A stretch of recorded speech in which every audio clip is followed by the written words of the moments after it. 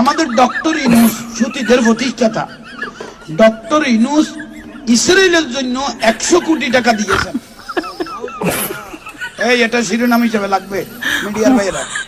Doctor Yunus আমি দেখলাম মিডিয়ার মধ্যে ইসরায়েলের ফিলিস্তিনের না ইহুদি হলরে দিয়ে দেয় কত 100 কোটি দিয়ে হয়তো আর ভাই তো তোয়ালে ফেলে ইসরায়েলকে 100 কোটি টাকা সহায়তা দিলেন ডক্টর ইউনূস। অসুতি ইউনূস এ হলো বড় শয়তান।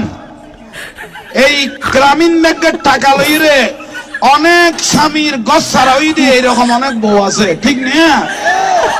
এই সুতি ইউনূসকে আমি বলতেছি, আমার মনে হয় তার জন্মেরও সমস্যা আছে, ঠিক না? এই ডক্টর ইউনূস সুতি, এই সুতি ডক্টর ইউনূস তার বংশ পরিচয় আমি চাই 100 কোটি টাকা ইহুদিরকে দিয়ে দিলেন ফিলিস্তিন মুসলমানদেরকে মারার জন্য। দেখেন এই রিপোর্টটা দেখেন, আমি কালকে দেখতে দেখতে আজকে দেখাই দিল ভাইরা। বড় আফসোসের বিষয়, মাননীয় প্রধানমন্ত্রী ইতির আসাইছে মাসগালা দাই আরো চিন্তা করে গেলাম সরকারে দেখতে ন এটা বহুত বড় যার গুয়া, ঠিক না? এহুদি হলরে ঠিয়া দে 100 কোটি দিয়ে মুসলমানের খিরি বেললে আস্তাগফিরুল্লাহ।